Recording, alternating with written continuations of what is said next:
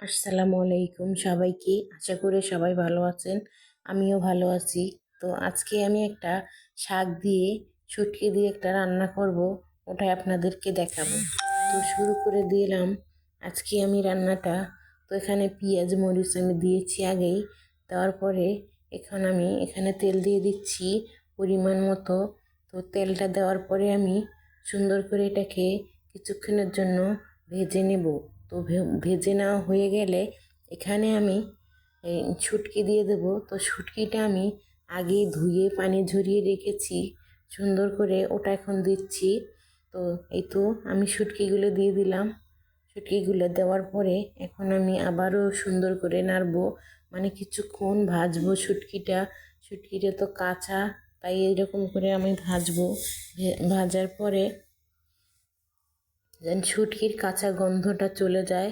তারপরে আমি এখানে একটু ভাজা ভাজা করার পরে এখানে আমি একটু পানি এড করে দেব। তো আপনাদের দেখাচ্ছি আমি কতটুকু পানি দেব। এই তো অল্প একটু পানি দিয়েছি আমি।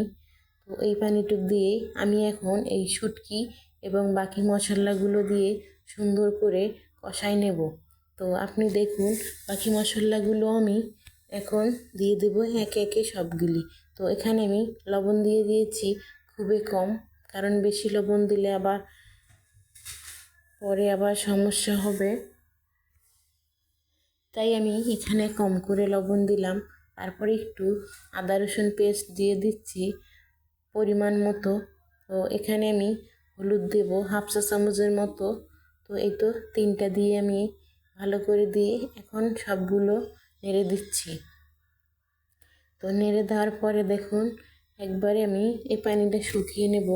শুকিয়ে নেওয়ার পরে যখন তেল ভাসবে তখন আমি এখানে আগে থেকে ধুয়ে রাখা আলু এবং এই শাকগুলি আমি কেটে ধুয়ে রেখে পরিষ্কার করে রেখেছি।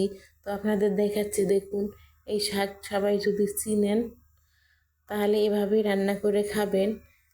আমার কাছে ভালো লাগে এই শাকটা, অনেক ছোটোবেলায় আমি খেয়েছিলাম। তো আমার মা আমাকে রান্না করে খাওয়াইছিল। আমাদের আলুর ক্ষেতে এইসব শাক হয়েছিল, তখন আমার মা নিয়ে এসে রান্না করছিল। তো এখানে তো আর আলুর ক্ষেত নাই, কিনে আনা লাগে। তা আমি এটাকে কিনে আনছি গতকালকে, তো আজকে তাই রান্না করে দিলাম। এই তো আমি শাকগুলো দিয়ে ঢেকে রেখেছি কিছুক্ষণের জন্য। তারপরে দেখুন শাকগুলো কমিয়ে গেছে, মানে শাক যতই আপনি বেশি দেন না কেন ও কমে 1/3 হয়ে যাবে, এটাই শাকের কাজ। তারপরে আমি সবগুলো নেড়ে দেওয়ার চেষ্টা করতেছি। আসলে এক হাতে খুচুন আর এক হাতে আমার ক্যামেরা, তাই একটু কষ্ট হয় আমার উল্টাতে। তো এই তো উল্টে নিচ্ছি আমি আস্তে আস্তে। তো এরকম যদি শাক আপনারা রান্না করেন কখনো, তাহলে এই খুসুনের মাথা দিয়ে সুন্দর করে ভেঙে দেবেন কিংবা ছোট করে কেটে দেবেন।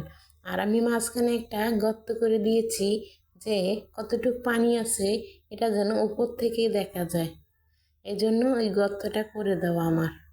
তারপরে দেখুন যে এসব শাক, এই যে আমি সেই গর্তটা দেখাচ্ছি আবারও, গর্তটার কারণে বোঝা যাচ্ছে যে ভিতরে কোনো আর পানি নেই। তারপরে শুকিয়ে গেছে সব পানি। তো এখন আমার শাকটা প্রায় হয়ে গেছে, আমি এখন নামিয়ে ফেলবো। এই তো আমি এখন শাকটাকে নিয়ে আসলাম রুমে। আল্লাহ হাফেজ সবাইকে।